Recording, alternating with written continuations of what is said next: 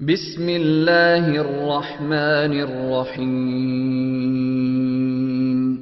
തിരുസുന്നത്ത് ജമാഅത്തിന്റെ ലോകജാലകം, Sunni global voice എന്നും മുസൽമാന്റെ നെഞ്ചകം. അറിവിൻ തരംഗമായി ദഅവത്തിനു പൂരണം, മമ മാനസങ്ങൾ നെഞ്ചിലേറ്റി ധർമ്മ പ്രവാഹം. അസ്സലാമു അലൈക്കും വറഹ്മത്തുള്ളാഹി വബറകാതുഹു. ഇമാം ഗസാലി റഹ്മത്തുള്ളാഹി അലൈഹി തങ്ങളുടെ ഒരു ചെറിയ ഗ്രന്ഥം, ഒരു ചെറിയ കിതാബ് ഇൻഷാ അല്ലാഹ് ഈ സമയത്ത് നമുക്ക് മനസ്സിലാക്കാനും പഠിക്കാനും സാധിച്ചാൽ അത് വളരെ നന്നാകുമെന്ന അഭിപ്രായം ശ്രോതാക്കളിൽ നിന്ന് ഉണ്ടായപ്പോൾ ഗസാലി ഇമാമിന്റെ ഏറ്റവും വിഖ്യാതമായ ഗ്രന്ഥം ഇഹ്യാ ഉലൂമുദ്ദീൻ, അത് പറയുകയോ ക്ലാസ് എടുക്കുകയോ വളരെ കുറഞ്ഞ സമയത്തിനുള്ളിൽ ഒരിക്കലും സാധ്യമല്ല. അതുകൊണ്ട് 55 വർഷത്തെ ജീവിതത്തിനിടയിൽ ഹിജറ 450 ജനിച്ച് 505 വഫാത്തായ മഹാനാണ് ഇമാം മുഹമ്മദുൽ ഗസാലി റഹ്മത്തുള്ളാഹി അലൈഹി തങ്ങൾ. ആ ഗസാലി ഇമാമ് ആകെ ജീവിച്ചത് 55 കൊല്ലമാണെങ്കിലും ബഹുമാനപ്പെട്ടവരുടെ അറിവിന്റെ ആഴവും ദീനിനു വേണ്ടിയുള്ള സമർപ്പണവും എത്രമാത്രമാണെന്ന് ഗസാലി ഇമാമിന്റെ ചരിത്രം പഠിക്കുന്നവർക്ക് അറിയാം. ആ ഇസ്ലാമിക കർമ്മശാസ്ത്ര രംഗത്ത് ഒരുപാട് കിതാബുകൾ ഇമാം ഗസാലി രചിച്ചിട്ടുണ്ട്. അതുപോലെ തസവ്വുഫിന്റെ രംഗത്ത് ഇമാം ഗസാലി വളരെ വിലപ്പെട്ട കുറെ കിതാബുകൾ രചിച്ചിട്ടുണ്ട്. ഇതെല്ലാം ഗസാലി ഇമാമിന്റെ അറിയപ്പെട്ട രചനകളാണ്. എന്നാൽ മഅഖൂലാത്തിലും ഇമാം ഗസാലി റഹ്മത്തുള്ളാഹി അലൈഹി തങ്ങൾക്ക് ഒരുപാട് രചനകളുണ്ട്. കർമ്മശാസ്ത്രത്തിൽ വജീസും വസീത്തും ബസീത്തും എല്ലാം ഇമാം ഗസാലി റഹ്മത്തുള്ളാഹി അലൈഹി തങ്ങളുടെ വിഖ്യാത ഗ്രന്ഥങ്ങളാണ്. ഇവിടെ ഗസാലി ഇമാമിന്റെ അറിവിന്റെ ആഴവും പരപ്പും ഒന്നും നമുക്ക് പറഞ്ഞു തീർക്കാൻ പറ്റിയതല്ല. ആ ഇമാം ഗസാലി റഹ്മത്തുള്ളാഹി അലൈഹി തങ്ങൾ ആകെ ജീവിച്ച വർഷത്തിന്റെ ദിവസങ്ങൾ കണക്കിലെടുത്താൽ, ആകെ ജീവിച്ചത് 55 കൊല്ലമാണ്. അതിന്റെ ദിവസങ്ങൾ കണക്കിലെടുത്താൽ ഒരു ദിവസത്തിന് 4 ഖുറാസ എന്ന തോതിൽ ഗസാലി ഇമാമിന്റെ രചനകൾ പുറത്തു വന്നിട്ടുണ്ട് എന്നാണ് പണ്ഡിതന്മാർ രേഖപ്പെടുത്തിയിട്ടുള്ളത്. അത്രയധികം ബൃഹത്തായ ഗ്രന്ഥ രചനയുടെ ഉടമയാണ് ബഹുമാനപ്പെട്ട ഇമാം ഗസാലി റഹ്മത്തുള്ളാഹി അലൈഹി തങ്ങൾ. ഇവിടെ 4 ആളെ ഉള്ളൂ തോന്നണല്ലേ? വേറെ ആരും ഇല്ലേ? ID 160 കാണുന്നുണ്ട്, പക്ഷെ ആരും ഇല്ലാത്തൊരു പ്രതീതിയാണ്. ഞാൻ പലപ്പോഴും ക്ലാസ് എടുക്കുമ്പോൾ ഒരു കാര്യം പറയലുണ്ട്. എന്താ അറിയോ, നമ്മള് രാഷ്ട്രീയക്കാരല്ലാത്തോണ്ടേ ഈ അങ്ങാടി ചെന്ന് ജീപ്പ് നിർത്തിയിട്ടിട്ട് അപ്പുറത്തെ ഓട്ടോറിക്ഷന്റെ ടയർമൊക്കെ നോക്കി പ്രസംഗിച്ച ശീലം ഞമ്മക്ക് ഉണ്ടാവില്ല. രാഷ്ട്രീയക്കാരെ വേദികൾ പലപ്പോഴും കാണുമ്പോൾ ഞാൻ ആലോചിക്കലുണ്ട്, ആ സ്റ്റേജിൽ ഇരിക്കണ മനുഷ്യന്മാര് കസേരട്ടിട്ട് മുന്നിലിരുന്ന് നിൽക്കുകയാണെങ്കിൽ പ്രസംഗിക്കണമെന്ന് ചെറിയൊരു സുഗന്ധിലും കിട്ടുമല്ലോ. അത്രയും ശൂന്യതയിലേക്ക് നോക്കിയിട്ട് നാവ് പ്രയോഗിക്കാൻ പഠിച്ച ആളുകളാണ് രാഷ്ട്രീയക്കാരിൽ പലരും. നമ്മളെ സംബന്ധിച്ചിടത്തോളം അത് സാധിക്കൂല. ആരെങ്കിലൊക്കെ ഇത് കേൾക്കുന്നുണ്ട്, ഇത് ശ്രദ്ധിക്കുന്നുണ്ട് എന്ന് മനസ്സിലാകുമ്പോൾ അത് പറയാനുണ്ടാകുന്ന ഒരു താല്പര്യവും ആ ഒരു നല്ല ശൈലിയും ഒരുപക്ഷെ ആരെങ്കിലും ഇത് കേൾക്കുന്നുണ്ടോ എന്ന് സംശയിക്കുന്ന സമയത്ത് നമുക്ക് കിട്ടിക്കൊള്ളണമെന്നില്ല. അതുകൊണ്ട് പിന്നെ ഉള്ള ആളുകള് ഇടയ്ക്കൊരു ഫ്ലവറൊക്കെ ഇട്ട് ഇതാ ഞങ്ങളിവിടെ ഉണ്ട്, ഇത് കേൾക്കുന്നുണ്ട് എന്നൊരു വിവരം അറിയിച്ചാൽ ഇൻഷാ അല്ലാഹ് അതിനനുസരിച്ച് നമുക്കങ്ങനെ മുന്നോട്ട് പോകാം. അപ്പൊ ഏതോ ആവട്ടെ, ഇമാം ഗസാലി റഹ്മത്തുള്ളാഹി അലൈഹി തങ്ങളുടെ വിശാലമായ ഒരു ഗ്രന്ഥം ചർച്ചക്കെടുക്കൽ നമുക്ക് പ്രായോഗികമല്ല. അതുകൊണ്ട് തന്നെ വളരെ ചുരുങ്ങിയ ദിവസം മാത്രമല്ല നമുക്കുള്ളത്. ഇമാം ഗസാലിയുടെ വളരെ കനപ്പെട്ട എന്നാൽ പേജുകളിലെ എണ്ണം കൊണ്ട് വളരെ ചെറിയ ഒരു ഗ്രന്ഥം, പേജുകളുടെ എണ്ണം കണക്കൂട്ടുമ്പോ വളരെ കുറഞ്ഞതേ ഉള്ളൂ. അതേ സ്ഥാനത്ത് 50 പേജ് മാത്രമേ ഉണ്ടാവുള്ളൂ. 50ഓളം പേജ് മാത്രമുള്ള ചെറിയൊരു പുസ്തകം, ചെറിയൊരു ഗ്രന്ഥം. അതേ സ്ഥാനത്ത് അതിലെ വിഷയങ്ങൾ വളരെ കനപ്പെട്ടത്. അങ്ങനെയുള്ള ഒരു ചെറിയ ഗ്രന്ഥമാണ് അയ്യുഹൽ വലദ്. ഇൻഷാ അല്ലാഹ് അതാണ് നമ്മൾ ഇപ്പോൾ വളരെ ചെറിയ രീതിയിൽ ഒരു ചർച്ച ചെയ്യാൻ പോകുന്നത്. പല ഉസ്താദുമാരും വലിയ വലിയ ഇൽമുള്ളവരെല്ലാം ഈ ക്ലാസ് റൂമിലുണ്ട് എന്ന് എനിക്കറിയാം. അതുകൊണ്ട് അബദ്ധം വല്ലതും സംഭവിച്ചാൽ അപ്പോൾ തന്നെ അത് തിരുത്താൻ ആവശ്യമായത് ചെയ്യണമെന്ന് വളരെ വിനയത്തോടെ ഉസ്താദുമാരോട് ആവശ്യപ്പെട്ട് ഇൻഷാ അല്ലാഹ് നമുക്ക് ആ കിതാബിന്റെ വിവരണങ്ങളിലേക്ക് കടക്കാം. ആദ്യം എന്താണ് ഈ കിതാബ്? അയ്യുഹൽ വലദ്. അയ്യുഹൽ വലദ് എന്ന് പറഞ്ഞാൽ, വലദ് എന്ന് പറഞ്ഞാൽ കുട്ടി എന്നാണല്ലോ അതിന്റെ അർത്ഥം. ആൺകുട്ടിക്കാണ് വലദ് എന്ന് പറയുക, പെൺകുട്ടിക്ക് ബിന്ത് എന്നും പറയും. അയ്യുഹൽ വലദ് എന്ന് പറഞ്ഞാൽ ഓ കുട്ടി എന്ന് പറഞ്ഞ് ഒരു കുട്ടിയെ വിളിക്കുന്ന ശൈലിയിലാണ് ഇമാം ഗസാലി റഹ്മത്തുള്ളാഹി അലൈഹി തങ്ങളുടെ ഈ കിതാബ് അറിയപ്പെടുന്നത്. അതിനൊരു കാരണം ഈ കിതാബ് വായിച്ചാൽ നമുക്ക് മനസ്സിലാവും. ഇതിൽ ഗസാലി ഇമാം ഓരോ വിഷയവും പറയുന്നത് അയ്യുഹൽ വലദ് അയ്യുഹൽ വലദ് എന്ന് വിളിച്ചുകൊണ്ടാണ്. എന്താ ആ രീതിയിൽ കിതാബ് എഴുതപ്പെടാനുണ്ടായത്? കാരണം എന്താണ്? ഇമാം ഗസാലി റഹ്മത്തുള്ളാഹി അലൈഹി തങ്ങളുടെ കൂടെ അവിടുത്തെ ത്വാലിബായി, സ്റ്റുഡന്റായി കുറെ കാലം കഴിച്ചുകൂട്ടിയ ഒരു മഹാൻ, ഗസാലി ഇമാമിന് ഖിദ്മത്ത് ചെയ്ത് ജീവിച്ച ഒരു മഹാൻ. വളരെ അധികം വലിയ വിജ്ഞാനങ്ങൾ ഇമാം ഗസാലി റഹ്മത്തുള്ളാഹി അലൈഹി തങ്ങളിൽ നിന്ന് അവർ പഠിച്ചു. അങ്ങനെ ആത്മീയമായി വലിയ ഔന്നിത്യത്തിൽ ബഹുമാനപ്പെട്ടവരെത്തി. അങ്ങനെ ഇരിക്കെ ഒരു ദിവസം അവർക്കൊരു ചിന്ത വന്നു. എന്താ? ഞാന് കുറെ കാര്യങ്ങൾ പഠിച്ചിട്ടുണ്ടല്ലോ, ഒരുപാട് തരം ഇൽമുകൾ ഞാൻ സ്വായത്തമാക്കിയിട്ടുണ്ട്. പക്ഷെ ആ ഇൽമുകളുടെ കൂട്ടത്തിൽ നാളെ പരലോകത്ത് എനിക്ക് ഉപകരിക്കുന്നതും ഖബറിൽ എനിക്ക് സന്തോഷം തരുന്നതുമായ ഇൽമ് ഏതാണ് എന്ന് തിരിച്ചറിയൽ അത്യാവശ്യമാണല്ലോ. മാത്രമല്ല, പഠിച്ചതിന്റെ കൂട്ടത്തിൽ ഈ നിലക്ക് ഭാവിയിൽ ഉപകരിക്കാത്ത, പരലോകത്ത് ഉപകരിക്കാത്ത, ഖബറിൽ ഉപകരിക്കാത്ത വല്ല ഇൽമും ഉണ്ടെങ്കിൽ അത് ഒഴിവാക്കേണ്ടതും അത്യാവശ്യമാണല്ലോ. കാരണം നബി സല്ലല്ലാഹു അലൈഹി വസല്ലമ തങ്ങളുടെ ദുആയിൽ അല്ലാഹുമ്മ ഇന്നി അഊദു ബിക മിൻ ഇൽമിൻ ലാ യൻഫഉ, അല്ലാഹുവേ ഉപകാരമില്ലാത്ത ഇൽമിൽ നിന്ന് ഞാൻ നിന്നോട് അഭയം തേടുന്നു എന്നൊരു ഭാഗം കാണുന്നുണ്ടല്ലോ. അതുകൊണ്ട് തന്നെ ഉപകാരപ്പെടുന്നതും ഉപകാരപ്പെടാത്തതും ഏതാണെന്ന തിരിച്ചറിവ് അത്യാവശ്യമാണല്ലോ എന്ന ഒരു തോന്നൽ ബഹുമാനപ്പെട്ടവരുടെ മനസ്സിൽ ഇടം പിടിച്ചു. എപ്പോഴും ഇങ്ങനെ ചിന്തിച്ച് അവസാനം ഉസ്താദായ ബഹുമാനപ്പെട്ട ഹുജ്ജത്തുൽ ഇസ്ലാം അബീ ഹാമിദുൽ ഗസാലി റഹ്മത്തുള്ളാഹി അലൈഹി തങ്ങൾക്ക് ഒരു കത്തെഴുതാൻ തീരുമാനിച്ചു.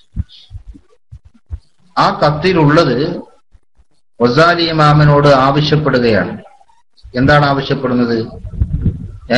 എന്റെ മനസ്സിൽ ഉപകാരപ്രദമായ ഇൽമ് ഏതാണ്, എനിക്ക് നാളെ പരലോകത്ത് ഉപകരിക്കുന്ന അറിവ് ഏതാണ് എന്ന ചിന്ത എന്നെ അലട്ടിക്കൊണ്ടേയിരിക്കുന്നു.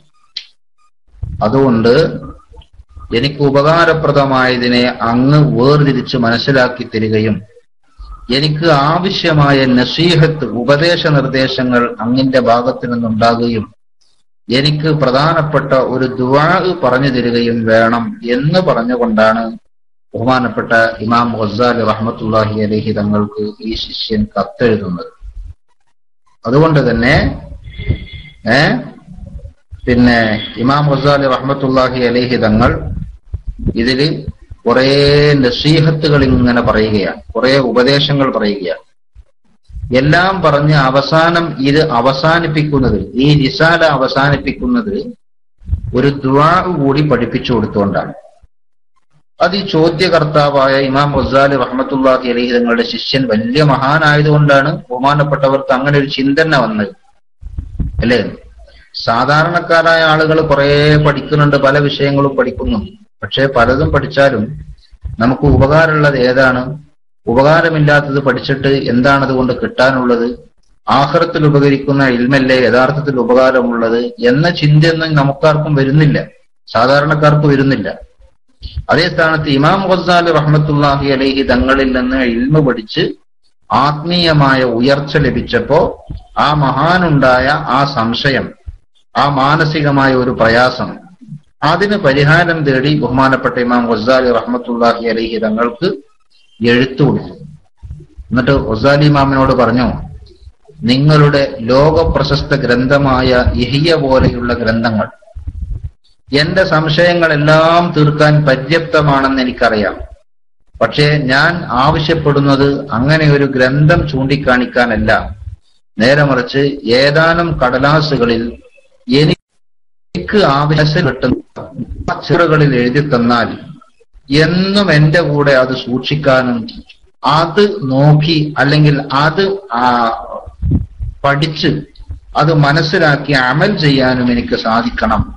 അങ്ങനെയുള്ള ഒരു സ്പെഷ്യൽ എഴുത്താണ് ഞാൻ ആവശ്യപ്പെടുന്നത്, അല്ലാതെ മൊത്തത്തിലുള്ളൊരു കിതാബ് ചൂണ്ടിക്കാണിക്കാനല്ല എന്ന് ബഹുമാനപ്പെട്ട ഇമാം ഗസാലി റഹ്മത്തുള്ളാഹി അലൈഹി തങ്ങളോട് ഈ കുട്ടി, ഗസാലി ഇമാമിന്റെ ശിഷ്യൻ, എഴുത്ത് മുഖേന ആവശ്യപ്പെട്ടപ്പോ ഇമാം ഗസാലി റഹ്മത്തുള്ളാഹി അലൈഹി തങ്ങൾ അതിന് കൊടുത്ത മറുപടിയാണ് അയ്യുഹൽ വലത് എന്ന് പറയുന്ന ഈ ഗ്രന്ഥം. അർഹമുർ-റാഹിമീനായ റബ്ബ് ഈ ഗ്രന്ഥം വായിക്കുമ്പോൾ അതിലെ ഓരോ നസീഹത്തുകളും, ഗസാലി ഇമാം പറഞ്ഞ ഓരോ നസീഹത്തുകളും, ഗസാലി ഇമാം ഇത് ആവശ്യപ്പെട്ട കുട്ടിക്ക് വേണ്ടി എഴുതിയ, തന്റെ ശിഷ്യന് വേണ്ടി എഴുതിയ ഇതിലെ ഓരോ നിർദ്ദേശങ്ങളും അത് നമ്മുടെ കൽബിന്റെ ഉള്ളിലേക്ക് കയറുന്ന വിധം അള്ളാഹു നമുക്കിത് ഗുണകരമായ രീതിയിലുള്ള ഒരു പഠനമാക്കി തരുമാറാകട്ടെ. ഞാനിതില് ഓരോ കാര്യങ്ങളും നിങ്ങളോടൊപ്പം കൂടി വായിച്ച് അർത്ഥം വെക്കുന്നത് ഇത് എന്റെ കൽവിലേക്ക് കയറാനാണ്. അക്കൂട്ടത്തിൽ നമ്മുടെ ആരുടെയൊക്കെ കൽവിലേക്ക് ഇത് കയറി കിട്ടിയാലും ഇൻഷാ അല്ലാഹ് നമുക്ക് രക്ഷപ്പെടാൻ മാത്രം വളരെ കനപ്പെട്ട വരികളാണ് ഇമാം ഗസാലി റഹ്മത്തുള്ളാഹി അലൈഹി തങ്ങൾ ഇതിൽ എഴുതിയിട്ടുള്ളത്. അതുകൊണ്ട് ഞാൻ ഈ കിതാബ് പരിചയപ്പെടുത്തില്ല, നേരെ ഇമാം ഗസാലിയുടെ ഉത്തരങ്ങളിലേക്ക് കടക്കുകയാണ്. നമുക്ക് കുറഞ്ഞ ദിവസം മാത്രമേ ഉള്ളൂ എന്ന ബോധത്തോടെയാണ് ഇത് വായിക്കാൻ ആരംഭിക്കുന്നത്. അല്ലാഹു തആല നാഫിയായ ഇൽമിന്റെ കൂട്ടത്തിൽ നമുക്ക് ഈ ഇൽമ ഉൾപ്പെടുത്തി തരുമാറാകട്ടെ. നമ്മുടെ ഖൽബ് നന്നാകാനും ആത്മീയമായി നമുക്ക് ഉന്നതി ഉണ്ടാകാനും പുരോഗതി ഉണ്ടാകാനും അല്ലാഹു തആല ഇതൊരു കാരണമായി നമ്മിൽ നിന്ന് കബൂൽ ചെയ്യുമാറാകട്ടെ. ഇതിന്റെ മുസന്നിഫായ ബഹുമാനപ്പെട്ട ഇമാം അബൂ ഹാമിദുൽ ഗസാലി റഹ്മത്തുള്ളാഹി അലൈഹി തങ്ങൾ, അവിടത്തേക്ക് എഴുത്തെഴുതിയ അവിടുത്തെ ശിഷ്യൻ, അതുപോലെ നമ്മുടെ എല്ലാ മഹാന്മാരായ ആലിമീങ്ങളും മുജ്തഹിദീങ്ങളും പണ്ഡിതന്മാരും ശുഹദാക്കളും ഔലിയാക്കളും ഉസ്താദുമാരും എല്ലാവരുടെ ദറജയും അർഹമുർ-റാഹിമീനായ റബ്ബ് ഉയർത്തി കൊടുക്കുമാറാകട്ടെ. അവരുടെ ബർക്കത്ത് കൊണ്ട് സാധുക്കളായ നമ്മെ അള്ളാഹു ദുനിയാവിലും ആഖിറത്തിലും ഇസ്സത്തുള്ളവരുടെ കൂട്ടത്തിൽ ഉൾപ്പെടുത്തി തരുമാറാകട്ടെ. ഗസാലി ഇമാം മറുപടി തുടങ്ങാണ്. ഇഹ്യം അയ്യുഹൽ വലദുൽ മുഹിബ്ബുൽ അസീസ് അതാറല്ലാഹു തആല ബഖാഅക ബിതാഅതിഹി വസലക ബിക സബീല അഹിബാഇഹി അന്ന മൻശൂറ നസീഹത്തി യുക്തബു മിൻ മഅദനി റിസാല അലൈഹി സ്വലാത്തു വസ്സലാം ഇൻ കാന ഖദ് ബലഗക മിൻഹു നസീഹത്തുൻ ഫഅയ്യു ഹാജത്തിൻ ലക ഫീ നസീഹത്തി وإن لم تبلغك فقل لي ماذا حصلت في هذه السنين الماضية. ഇമാം ഗസാലി റഹ്മത്തുള്ളാഹി അലൈഹി തങ്ങൾ തന്നെ മറുപടി തുടങ്ങുന്നത് ഈ ഇലം അയ്യുഹൽ വലദുൽ മുഹിബ്ബുൽ അസീസ് എന്ന് വിളിച്ചുകൊണ്ടാണ്. ഇമാം ഗസാലി വളരെ മാന്യമായി സ്നേഹം ചൊരിയുന്ന തന്റെ മനസ്സിൽ നിന്ന് ആ കുട്ടിയെ സംബോധന ചെയ്തുകൊണ്ട് ആദ്യമായി ആ കുട്ടിക്ക് വേണ്ടി ഒരു ദുആ നടത്തുകയാണ്. അത്താലല്ലാഹു തആല ബഖാഅക, അള്ളാഹു നിങ്ങൾക്ക് ദീർഘായുസ് നൽകട്ടെ, ബിതാഅത്തിഹി, അവന്റെ താഅത്തിലും പൊരുത്തത്തിലുമായി, വസലക ബിക സബീല അഹിബ്ബാഇഹി, അള്ളാഹു അവന്റെ സ്നേഹം കിട്ടിയ ആളുകളുടെ വഴിയിലേക്ക് നിങ്ങളെ ചേർത്തി തിരുമാറാകട്ടെ. അള്ളാഹുവിന്റെ സ്നേഹം കിട്ടിയ ആളുകൾ, അള്ളാഹുവിന്റെ അഹിബ്ബാവ്, അള്ളാഹുവിന്റെ ഇഷ്ടദാസന്മാർ, അവരുടെ വഴികളിലേക്ക് അള്ളാഹു നിങ്ങളെ ചേർത്ത് തരട്ടെ, നിങ്ങൾക്ക് അള്ളാഹുവിന്റെ താഴത്തിലായി ദീർഘായുസ് നൽകട്ടെ എന്ന ദുആയോടുകൂടി ഇമാം ഗസാലി റളിയല്ലാഹു അൻഹു വിഷയത്തിലേക്ക് കടക്കുകയാണ്. അന്ന മൻസൂറൻ നസീഹത്ത് യുക്തബു മിൻ മഅദിനിർ റിസാല.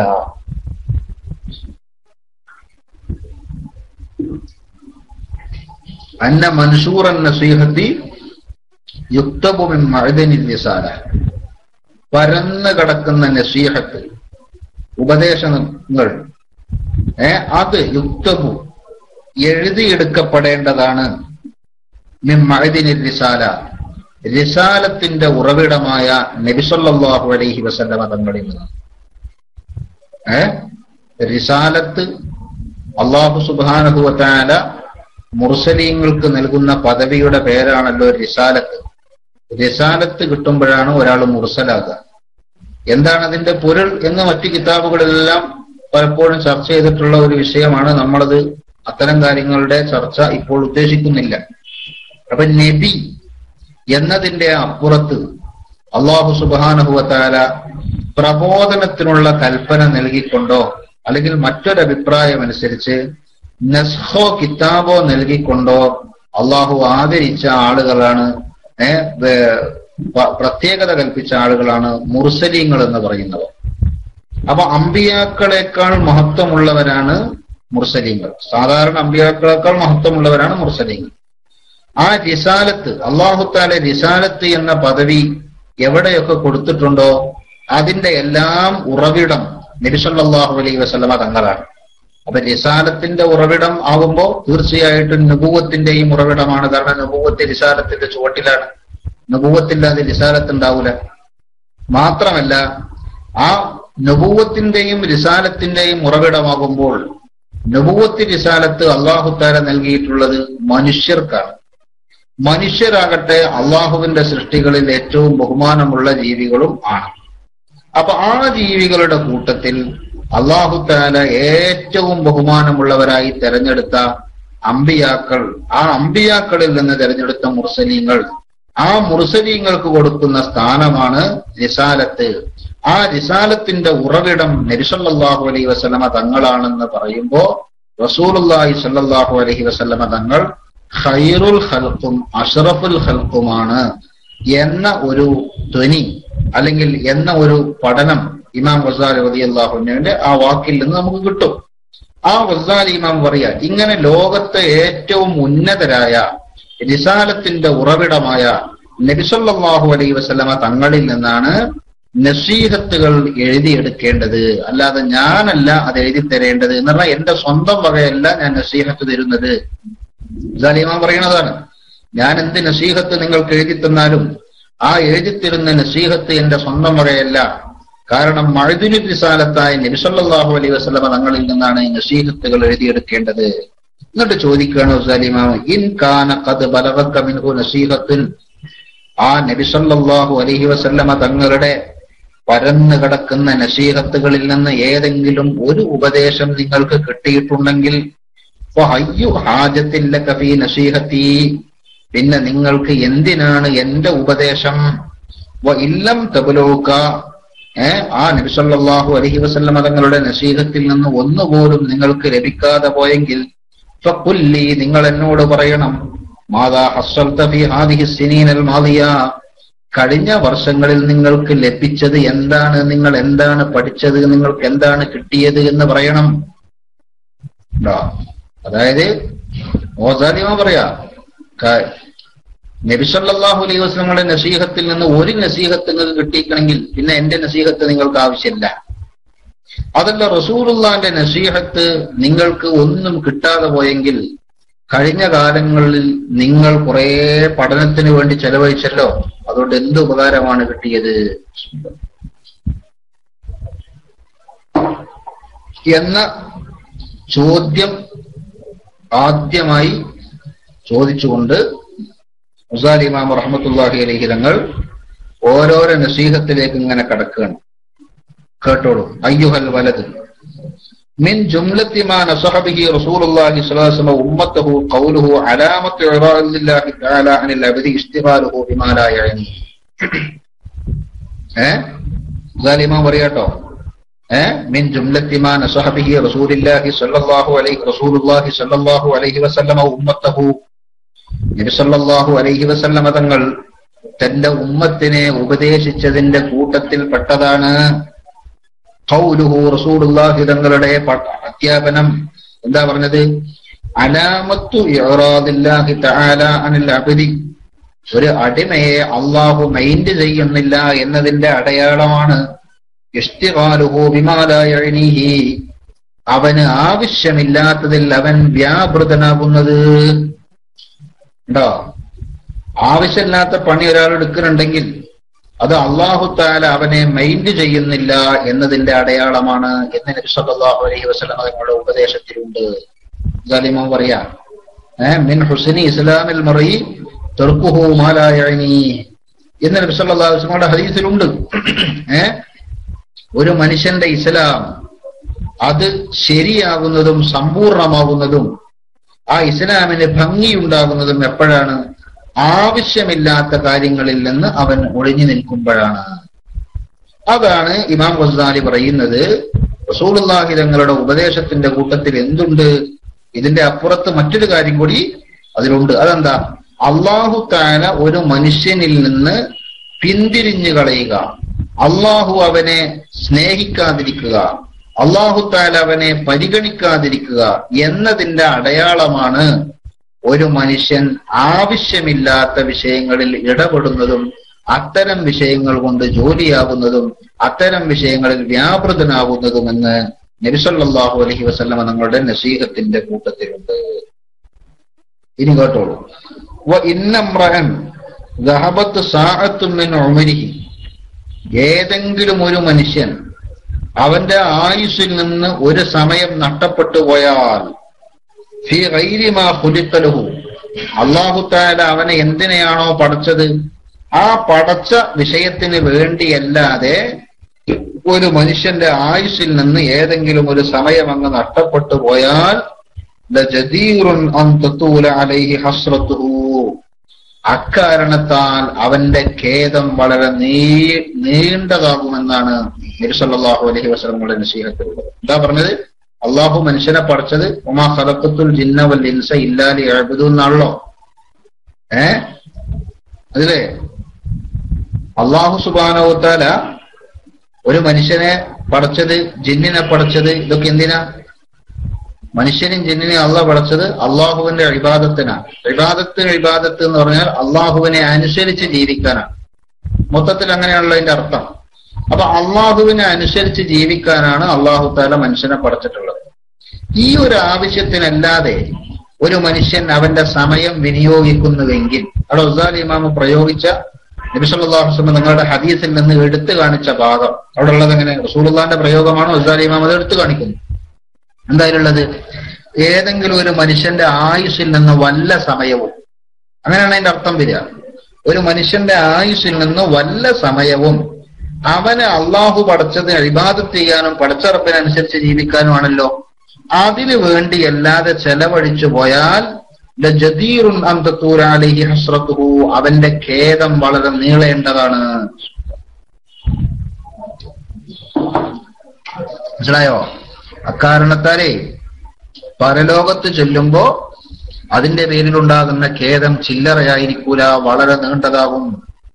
മാത്രമല്ല ഒരു കാര്യം കൂടി, വമൻ ജാവസൽ അർബഈന, ആരെങ്കിലും ഒരാൾ 40 വയസ്സിനെ മറികടന്നു, 40 വയസ്സ് കഴിഞ്ഞു കടന്നു, വലം യഗ്ലിബ് ഖൈറുഹു ശർറഹു, 40 വയസ്സ് കഴിഞ്ഞിട്ടും അവനിൽ നിന്ന് സംഭവിക്കുന്ന നന്മയും തിന്മയും കണക്കെടുത്താൽ തിന്മയേക്കാൾ നന്മ മികച്ചു നിൽക്കുന്നില്ല. കേട്ടോ, ഒരാളുടെ അവസ്ഥ എന്താ? വയസ്സ് 40 കഴിഞ്ഞാണ്, ഇപ്പോഴും അവന്റെ ജീവിതത്തിന്റെ സംഭവിക്കുന്ന പ്രവർത്തികളും വാക്കുകളും എല്ലാം ഒന്ന് കണക്കെടുത്താൽ അതിൽ ഖൈറും ഉണ്ടാവും ഷർറും ഉണ്ടാവും. ഖൈറായതുകൊണ്ട് ഷർറായതുകൊണ്ട്, നന്മയുണ്ട് തിന്മയുണ്ട്. പക്ഷേ തിന്മയേക്കാൾ നന്മ കൂടുതലില്ല. 40 വയസ്സ് കഴിഞ്ഞപ്പോഴും ഒരാളുടെ അവസ്ഥ അങ്ങനെയാണെങ്കിൽ ഫൽ യതജഹ്ഹസ് ഇലന്നാർ, അവൻ നരകത്തിലേക്ക് പോകാൻ ഒരുങ്ങിക്കൊള്ളട്ടെ എന്ന് നബി സല്ലല്ലാഹു അലൈഹി വസല്ലമ തങ്ങൾ പറയുന്നുണ്ട്. ഇമാമ പറയാ, റസൂലുള്ളാഹിന്റെ ഹദീസ് ധരിച്ചിട്ടാണ് ഈ പറഞ്ഞത്. അപ്പൊ നേരത്തെ ആണോ ഒറ്റ ഹദീസാണ് ഈ പറഞ്ഞത്. എന്താണ് ഹദീസിന്റെ മൊത്തത്തിലുള്ളത്? ഒരു മനുഷ്യനെ അള്ളാഹു പരിഗണിക്കുന്നില്ല എന്നതിന്റെ അടയാളമാണ് അവൻ ആവശ്യമില്ലാത്ത വിഷയത്തിൽ ഇടപെടുന്നതും ആവശ്യമില്ലാത്ത വിഷയത്തിൽ ജോലിയാകുന്നതും അതിൽ വ്യാപൃതനാകുന്നതും. ജീവിതത്തിൽ അള്ളാഹു തന്ന ആയുസ്സിൽ നിന്ന് ഒരു സമയം പടച്ച റബ്ബ് അവനെ എന്തിനെയാണോ പടച്ചത് ആ വിഷയത്തിലല്ലാതെ ചെലവഴിച്ചു പോയാൽ അതിന്റെ പേരിൽ വരുന്ന ഖേദം ചെറുതാവില്ല. ആർക്കെങ്കിലും 40 വയസ്സ് വിട്ടുകടന്നിട്ടും അവന്റെ ഖൈറ് ഷെറിനേക്കാൾ മികച്ചു നിൽക്കാതെ നന്മ തിന്മയേക്കാൾ കൂടാത്ത ഒരവസ്ഥ വന്നാൽ അവൻ നരകത്തിലേക്ക് പോകാൻ ഒരുങ്ങിക്കൊള്ളട്ടെ. ഇതാണ് നബി സല്ലല്ലാഹു അലൈഹി വസല്ലം തങ്ങളുടെ ഹദീസ്. ഹദീസ് മനസ്സിലായല്ലോ? ഈ ഹദീസ് എടുത്തിട്ട് ഗസാലി ഇമാം പറയാ, വഫീ ഹാദിഹി നസീഹത്തി കിഫായത്തുൽ അഹ്ലിൽ ഇൽം. വഫീ ഹാദിഹി നസീഹ, ഈ ഉപദേശത്തിലുണ്ട് കിഫായത്തുൽ അഹ്ലിൽ ഇൽമി, വിവരമുള്ളവർക്ക് മതിയായതുണ്ട്. ഇനി രണ്ടാമത്തെ ഒരു നസീഹത്തിന്റെ ആവശ്യമില്ല, അത്രയും കനപ്പെട്ടതാണ്. കാരണം അള്ളാഹു തആല മനുഷ്യനെ പഠിച്ചത് അള്ളാഹുവിനെ അനുസരിച്ച് ജീവിക്കാനാണെന്ന് അറിയാത്തവരില്ല. അതിനല്ലാതെ ഒരു സമയം നഷ്ടപ്പെടുത്തി പോയാൽ അതിന്റെ പേരിൽ ഉണ്ടാകുന്ന ഖേദം തീർത്താ തീരൂല എന്ന് നബി സല്ലല്ലാഹു അലൈഹി വസല്ലം തങ്ങൾ ഈ ഹദീസിൽ പഠിപ്പിക്കുന്നുണ്ട്. മാത്രമല്ല മനുഷ്യന് പ്രായം കൂടിക്കൊണ്ടിരിക്കുകയാണ്. ഈ കൂടിക്കൊണ്ടിരിക്കുന്ന പ്രായം എത്ര വർദ്ധിച്ചാലും ഒരു ദിവസത്തെ ആയുസ് നമ്മളിൽ നിന്ന് നഷ്ടപ്പെട്ടു പോയാൽ, ഒരു ദിവസം അങ്ങ് വിട പറഞ്ഞു പോയാൽ അതിന്റെ അർത്ഥം ദുനിയാവിൽ നമുക്ക് സമ്പാദിക്കാനുള്ള അള്ളാഹു നമുക്ക് തന്ന ആയുസിന്റെ ഒരു ഭാഗം ഇതാ പൊഴിഞ്ഞുപോയി എന്നാണ്. അങ്ങനെ ഓരോ ഭാഗവും പൊഴിഞ്ഞു പോയി അവസാനം ആയുസ് പൂർണ്ണമായി നഷ്ടപ്പെടുന്നൊരു ദിവസമുണ്ട്. അന്നാണ് മരണം സംഭവിക്കുന്നത്. അപ്പൊ ഒരു ദിവസം നമ്മുടെ ജീവിതത്തിൽ നിന്ന് നഷ്ടപ്പെട്ടു പോയി, ഏതെങ്കിലും ഒരു സമയം നമ്മുടെ ജീവിതത്തിൽ നിന്ന് നഷ്ടപ്പെട്ടു പോയി. നഷ്ടപ്പെടുക എന്ന് പറഞ്ഞാൽ എന്താണ്? അല്ലാഹു തആല നമ്മളെ എന്തിനാണോ പടച്ചത് അതിനു വേണ്ടി ഏത് സമയം നാം ചെലവഴിച്ചാലും അത് നഷ്ടമല്ല, അത് ഉപകാരമുള്ള സമയമാണ്. ആ സമയം ഒരു ഉപകാരത്തിൽപ്പെട്ടിട്ടുണ്ടെന്ന് നമുക്ക് ചിന്തിക്കാൻ മനസ്സിലാക്കാം.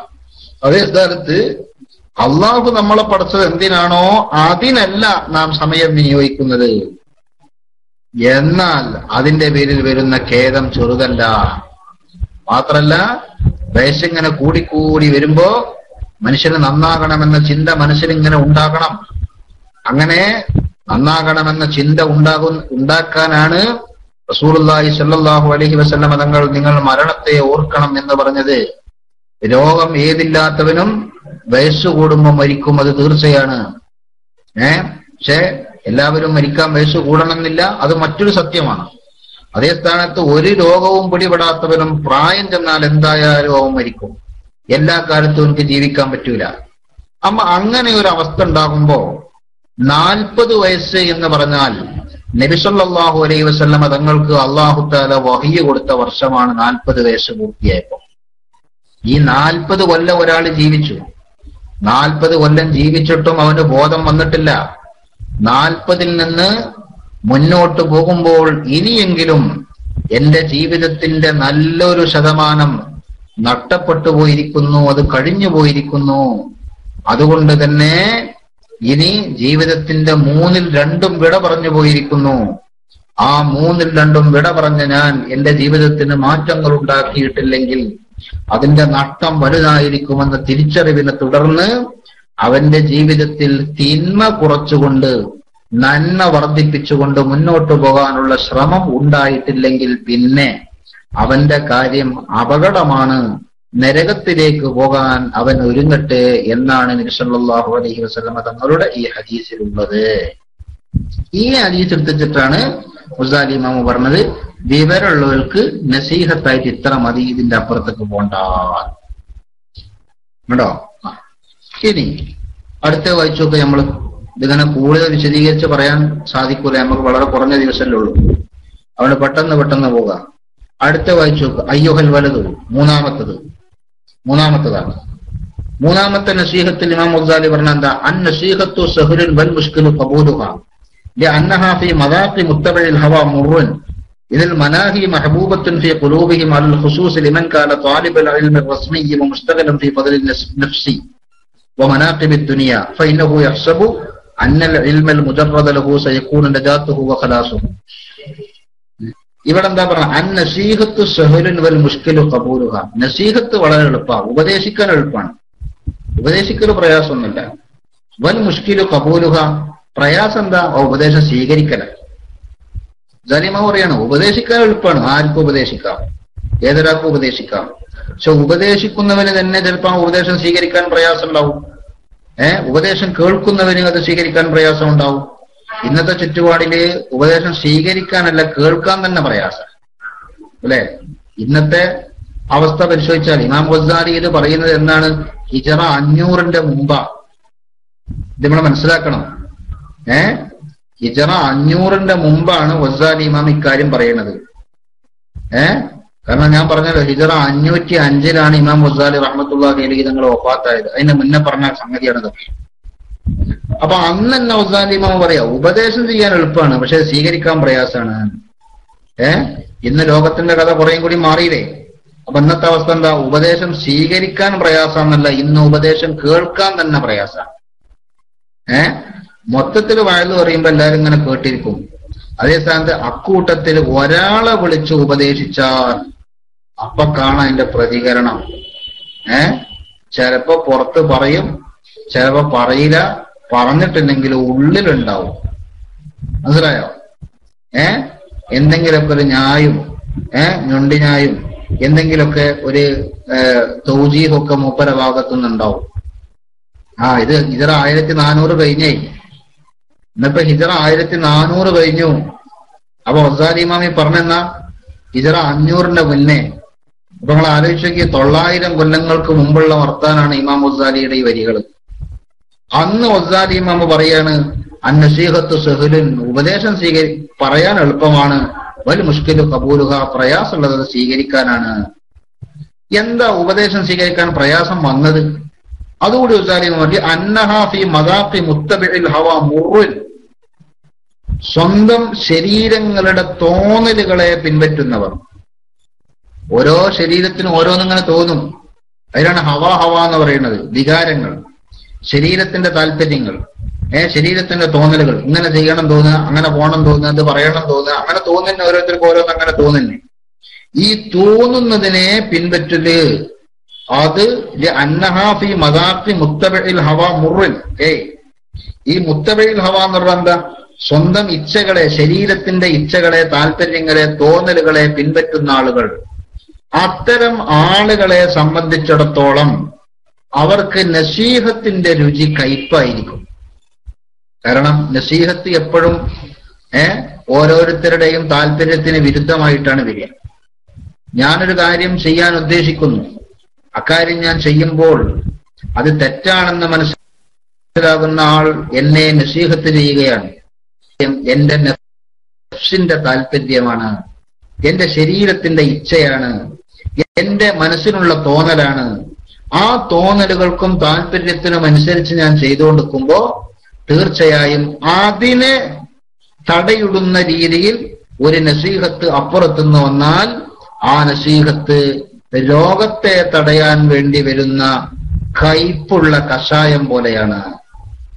കയ്പുള്ള കഷായം പോലെയാണ്.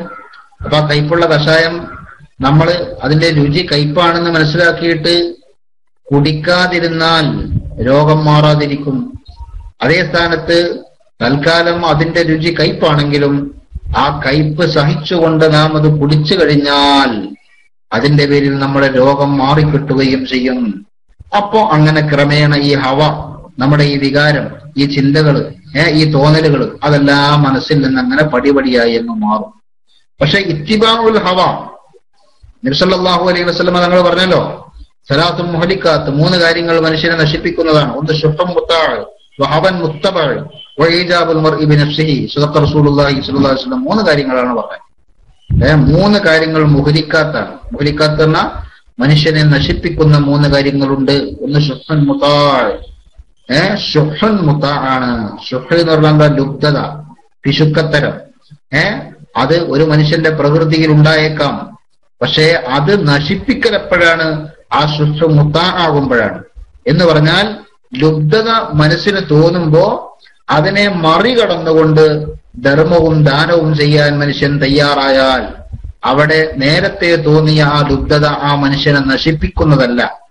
അതേ സ്ഥാനത്ത് ലുബ്ധത മനുഷ്യന് തോന്നുമ്പം ഇത് കൊടുത്താൽ ഇത് തീർന്നു പോകുമോ എന്നുള്ള പേടി മനസ്സിനെ അലട്ടുമ്പോ ആ പേടിക്കനുസരിച്ച് പെരുമാറി അത് കൊടുക്കാതിരിക്കുമ്പോഴാണ് ശുഹ് മുത്താഅാകുന്നത്. അപ്പൊ ശുഹ് അല്ല ഒരു മനുഷ്യനെ നശിപ്പിക്കുന്നത്, ആ ശുഹ് മുത്താഅാകുമ്പോഴാണ് അത് മുഹ്ലിക്കായി മാറുന്നത് എന്ന് നബി സല്ലല്ലാഹു അലൈഹി വസല്ലം ഹദീസിൽ നിന്ന് മനസ്സിലാക്കാം. രണ്ടാമത്തെ കാര്യം ഹവൻ മുത്തബഅ്. അതും ഇങ്ങനെ തന്നെയാണ്. ഹവ എന്ന് പറഞ്ഞാൽ എന്താ? മനസ്സിന്റെ ഓരോ വികാരങ്ങളാണ്, ഓരോ ചിന്തകളാണ്, ഓരോ താല്പര്യങ്ങളാണ്, ഇങ്ങനെ ചെയ്യണമെന്ന തോന്നലുകളാണ്.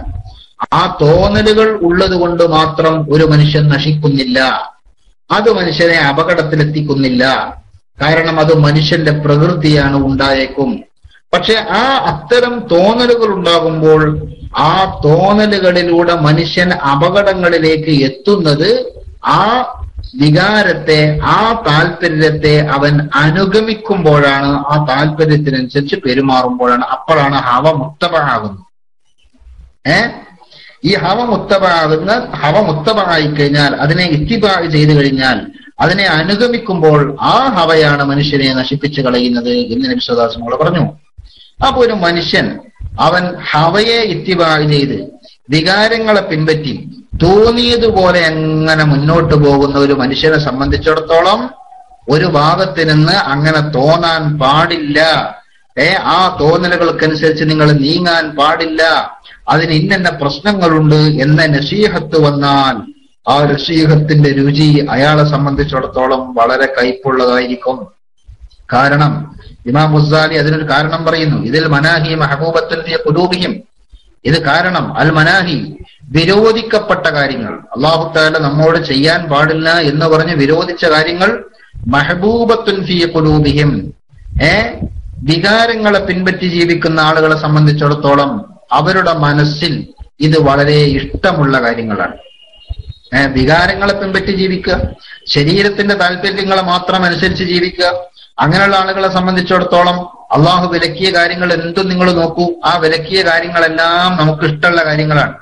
അതുകൊണ്ടാണല്ലോ ഹുജിബത്തിൽ ജന്നത്തു ബിൽ മക്കാരിഹി വ ഹുജിബത്തിൻ നാറു ബിശ്ശഹവാത്ത് എന്ന് നബി സല്ലല്ലാഹു അലൈഹി വസല്ലം തങ്ങൾ പറഞ്ഞത്. സ്വർഗം കിട്ടണമെങ്കിൽ ഒരു വലയം ഭേദിച്ചു മുന്നോട്ട് പോകണം. എന്താണ് ആ വലയം? ആ വലയത്തിന്റെ ഉള്ളിലാണ് സ്വർഗമുള്ളത്.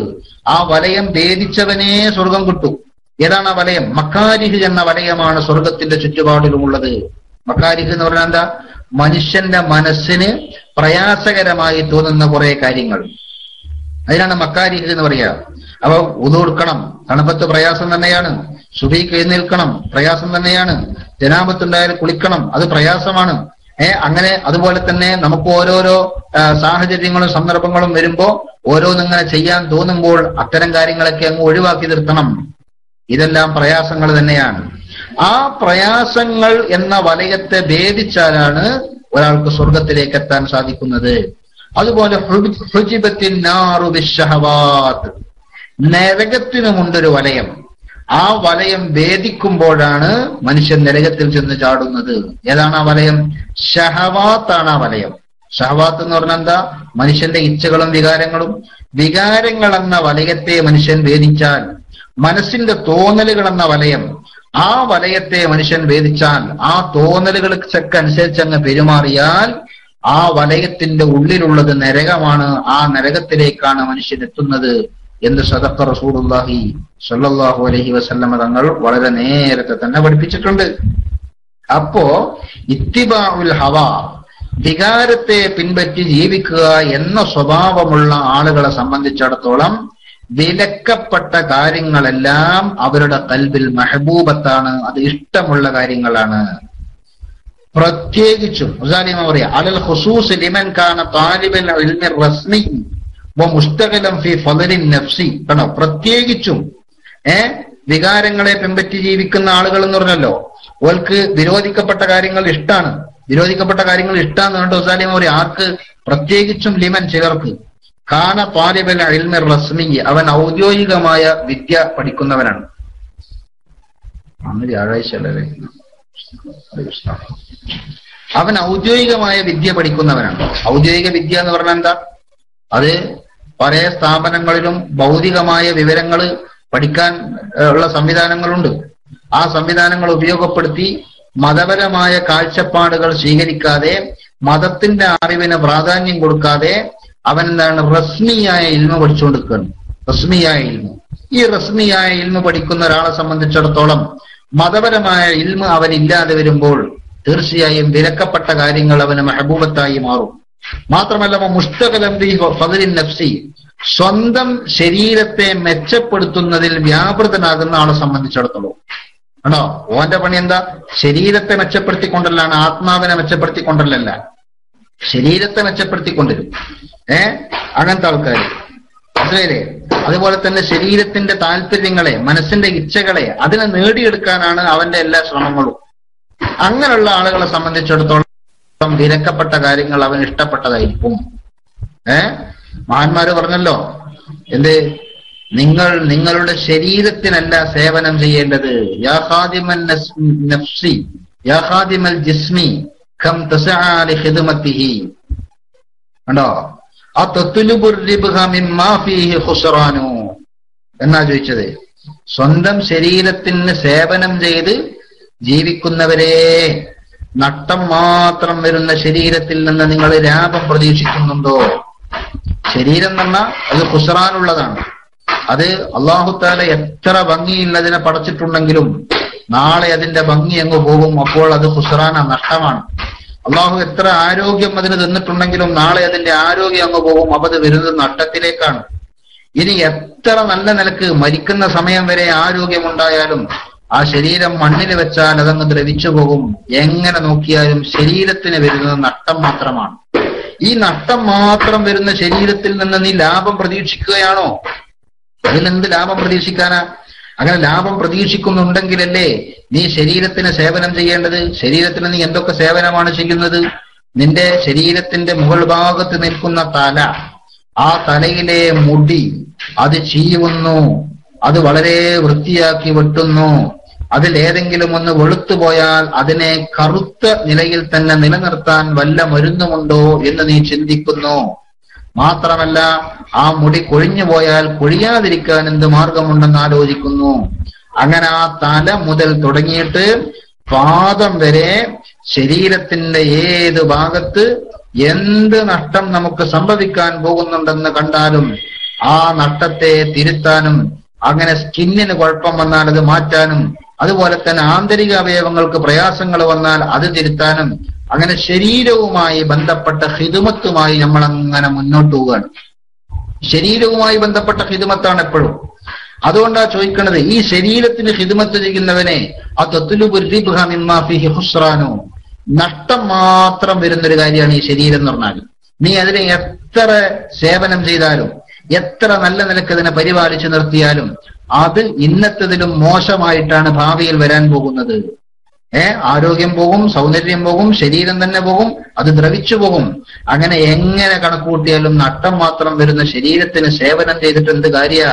അതുകൊണ്ട് അഖ്ബിൽ അലൻ നഫ്സി വസ്തക്മിൽ ഫളാഇലഹാ, നീ നിന്റെ ആത്മാവിലേക്ക് തിരിയുകയും അതിന്റെ മേന്മകളെ, അതിന്റെ ഗുണങ്ങളെ പൂർത്തീകരിക്കാനുള്ള പണിയെടുക്കുകയും വേണം. കാരണം ഫഅൻത ബിന്നഫ്സി ലാ ബിൽ ജിസ്മി ഇൻസാനു, നീ മനുഷ്യനാകുന്നത് നിന്റെ ആത്മാവിന്റെ നിലവാരത്തിനനുസരിച്ചാണ്. ശരീരത്തെ മെച്ചപ്പെടുത്താൻ വേണ്ടി ശ്രമിക്കുന്നവർ, മനസ്സിന്റെ താല്പര്യങ്ങളെ നേടിയെടുക്കാൻ വേണ്ടി ശ്രമിച്ചുകൊണ്ടിരിക്കുന്നവർ, അതിന് പണിയെടുക്കുന്ന ആളുകളെ സംബന്ധിച്ചിടത്തോളം അവൻ എപ്പോഴും വിലക്കപ്പെട്ട കാര്യങ്ങൾ അവന്റെ കൽബിൽ മഹബൂബത്തായിരിക്കും. അതുപോലെ ദുനിയാവിന്റെ സ്ഥാനമാനങ്ങൾ നേടിയെടുക്കാനുള്ള ആഗ്രഹവുമായി നടക്കുന്ന ആളുകൾക്ക് എപ്പോഴും വിലക്കപ്പെട്ട കാര്യങ്ങളായിരിക്കും അവർക്ക് ഇഷ്ടപ്പെട്ടത്. കണ്ടോ?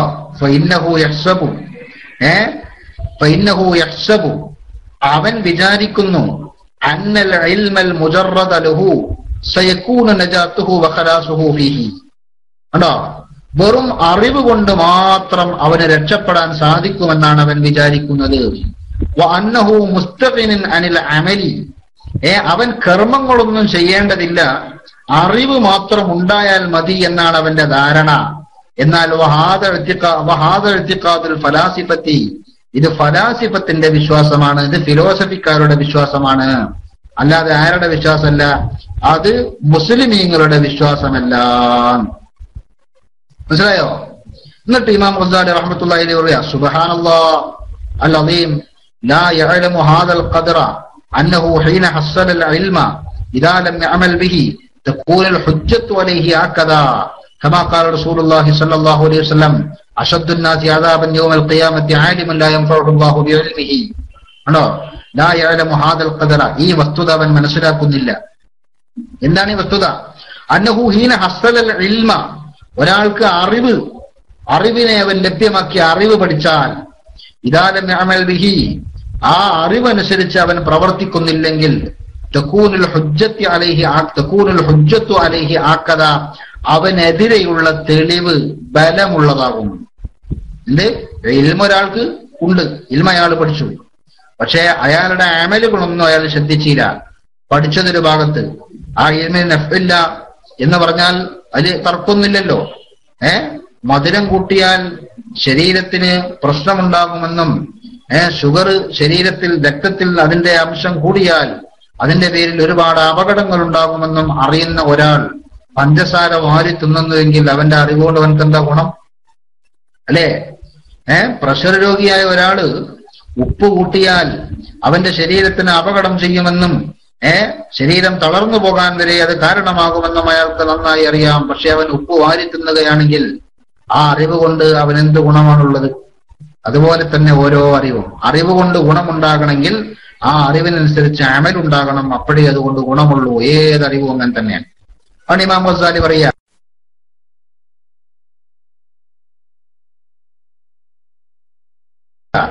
ആത്തനം അവന്റെ ഭാഗത്തുനിന്ന് ഉണ്ടായില്ലെങ്കിൽ അതുകൊണ്ട് കിട്ടാൻ പോണ എന്താണെന്നറിയോ? അവനെതിരെയുള്ള തെളിവ് കൂടുതൽ ശക്തിയുള്ളതാകും. പരലോകത്ത് ചെല്ലുമ്പോൾ അവനെതിരെയുള്ള തെളിവ് ശക്തിയുള്ളതാകും. എന്താ കാരണം? കമാ ഖാല റസൂലുള്ളാഹി സ്വല്ലല്ലാഹു അലൈഹി വസല്ലം, നബി സല്ലല്ലാഹു അലൈഹി വസല്ലം നമ്മൾ പറഞ്ഞിട്ടുണ്ടല്ലോ, അശദ്ദുന്നാസി അദാബൻ യൗമൽ ഖിയാമത്തി ആലിമുൻ ലാ യൻഫഉഹു അല്ലാഹു ബിഇൽമിഹി. ഖിയാമത്ത് നാളിൽ ജനങ്ങളുടെ കൂട്ടത്തിൽ ഏറ്റവും കഠിനമായ അദാബ് ഉള്ള ആളുകൾ ആരാണ്? ആലിമുൻ ലാ യൻഫഉഹു അല്ലാഹു ബിഇൽമിഹി. ഇൽമു കൊണ്ട് നഫ്ഇല്ലാത്ത, ഉപകാരമില്ലാത്ത ആലിമാണ് എന്ന് നബി സല്ലല്ലാഹു അലൈഹി വസല്ലം ഞങ്ങളുടെ ഹദീസിൽ കണ്ടിട്ടില്ലേ? അതിന്റെ കാരണം എന്താ? ഇൽമുണ്ടായിട്ട് ചെയ്യാതിരിക്കുമ്പോ അവനെതിരെയുള്ള ഹുജ്ജത്ത്, തെളിവ് ശക്തിയുള്ളതാകും. അതുകൊണ്ട് ഇൽമുണ്ടായാൽ പോരാ, കാര്യങ്ങൾ മനസ്സിലാക്കിയാൽ മതി, അറിവുണ്ടായാൽ മതി, ഒന്നും ചെയ്യണമെന്നില്ല എന്ന ധാരണ ചില ആളുകൾക്കുണ്ട്. അത് ഇത്തരം വസ്തുതകൾ മനസ്സിലാക്കാത്തത് കൊണ്ടാണ്. അതുകൊണ്ട് അറിവ് ഉണ്ടായിട്ട് ആ അറിവിനനുസരിച്ച് ചെയ്യാതിരുന്നത് കൊണ്ട് കാര്യമൊന്നും ഉണ്ടാകാൻ പോകുന്നില്ല എന്നാണ് ബഹുമാനപ്പെട്ട ഇമാം ഗസാലി റഹ്മത്തുള്ളാഹി അലൈഹി തങ്ങൾ ഇവിടെ പറയുന്നത്. ഇൻഷാ അല്ലാഹ് 6 മണി കഴിഞ്ഞതുകൊണ്ട് തൽക്കാലം ഇന്നത്തെ ക്ലാസ് ഇവിടെ നിൽക്കട്ടെ. ബാക്കി നമുക്ക് ഇൻഷാ അല്ലാഹ് പിന്നീട് പറയാം. അല്ലാഹു തആല തൗഫീഖ് ചെയ്തെങ്കിൽ പിന്നീട് പറയാം. ഇമാം ഗസാലി റഹ്മത്തുള്ളാഹി അലൈഹി തങ്ങളുടെ ബർക്കത്ത് കൊണ്ട് അല്ലാഹു തആല നമ്മുടെ ഇൽമെല്ലാം നഫ്ഉള്ള ഇൽമാക്കി തരുമാറാകട്ടെ. നാഫിയായ ഇൽമ നമ്മുടെ ജീവിതത്തിൽ അല്ലാഹു ഏറ്റിത്തരുമാറാകട്ടെ. പഠിച്ചത് അനുസരിച്ച് അമൽ ചെയ്യുന്ന സജ്ജനങ്ങളുടെ കൂട്ടത്തിൽ അല്ലാഹു നമ്മളെയും ബന്ധപ്പെട്ട എല്ലാവരെയും ഉൾപ്പെടുത്തി തരുമാറാകട്ടെ. ഒരുപാട് കാര്യങ്ങൾ നമുക്ക് അമൽ ചെയ്യേണ്ടതായിട്ടുണ്ട്. അതിന്റെ മുമ്പിൽ വരുന്ന സർവ്വ തടസ്സങ്ങളെയും അല്ലാഹു നീക്കിത്തന്നും എല്ലാ ശത്രുക്കളുടെ കുതന്ത്രങ്ങളിൽ നിന്നും സലാമത്താക്കി ദുനിയാവിലും ആഖിറത്തിലും ഇസ്സത്തുള്ള ഹിമ്മത്തുള്ള ഒരവസ്ഥ അല്ലാഹു നമുക്ക് നൽകി അനുഗ്രഹിക്കുമാറാകട്ടെ. കോട്ടുകൾ തന്ന നമ്മുടെ മാതാപിതാക്കളും ഉസ്താദുമാരും സ്നേഹിച്ചവരും സഹായിച്ചവരും അടക്കമുള്ള ആളുകളിൽ നിന്ന് മരണപ്പെട്ടവരുടെ ഖബർ അള്ളാഹു സ്വർഗമാക്കി കൊടുക്കുമാറാകട്ടെ. ജീവിച്ചിരിക്കുന്നവർക്ക് അള്ളാഹു ആഫിയത്തുള്ള ദീർഘായുസ് നൽകി അനുഗ്രഹിക്കുമാറാകട്ടെ എന്ന് ദുആ ചെയ്ത് എല്ലാവരും ദുആ ചെയ്യണമെന്ന വസിയത്തോടെ ഇവിടെ മഗ്‌രിബിന് മിനിറ്റുകൾ മാത്രം ബാക്കിയുള്ളൂ. അതുകൊണ്ട് തൽക്കാലം നിർത്തുന്നു. വാഖിറു ദഅവാനാ അൽഹംദുലില്ലാഹി റബ്ബിൽ ആലമീൻ. അസ്സലാമു അലൈക്കും വറഹ്മത്തുള്ളാഹി.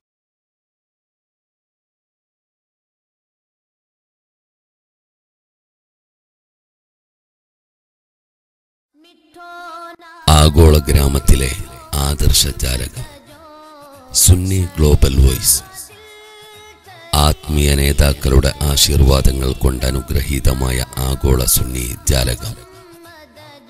ആശയ സംവാദങ്ങളിലൂടെ ആദർശവൈരികളുടെ മുനയൊടിച്ച വൈജ്ഞാനിക വിപ്ലവം. Sunni global voice. മുസ്ലിം ലോകം അത്യാവേശത്തോടെ ഉറ്റുനോക്കുന്ന വിജ്ഞാന വിരുന്നു. അതിഗഹനമായ ആദർശ ചർച്ചകൾ, ആവേശകരമായ ഖുർആൻ പഠന പാരായണ ക്ലാസുകൾ, മാല, മൗലിദ്, ബുർദാസ്വാദനങ്ങൾ, സ്വലാത്ത്, ഹദ്ദാദ്, റാത്തീബ് തുടങ്ങിയ ആത്മീയ സദസ്സുകൾ, പ്രജ്ഞയും പ്രതിഭയുമുള്ള പ്രഗത്ഭരായ പണ്ഡിതരുടെ പ്രഭാഷണങ്ങൾ പഠിക്കാനും പകർത്താനും ഇതാ സുന്നി ഗ്ലോബൽ വോയിസ്. അനുദിനം വളർച്ചയുടെ ഉയരങ്ങളിലേക്ക് പറക്കുന്ന ഏക സുന്നി വിപ്ലവജാലകം. അതെ, സുന്നി ഗ്ലോബൽ വോയിസ്. ഒപ്പം ജീവിത വ്യവഹാരത്തിന്റെ വ്യത്യസ്ത മേഖലകളിലെ ഉന്നതങ്ങളിൽ വിരാജിക്കുന്ന പ്രമുഖരുടെ പഠന ക്ലാസുകളും. സുന്നി ഗ്ലോബൽ വോയിസ് ക്ലാസ് റൂമിൽ ഇന്ന് തന്നെ നിങ്ങളും കണ്ണികളാവുക. സന്ദർശിക്കുക www.sunniglobalvoice.com. ഇപ്പോൾ www.mobile.sunniglobalvoice.com എന്ന സൈറ്റ് വഴി മൊബൈലുകളിലും ലഭ്യമാണ്. സുന്നി ഗ്ലോബൽ വോയിസ്, ആഗോള ഗ്രാമത്തിലെ ആദർശ ജാലകം.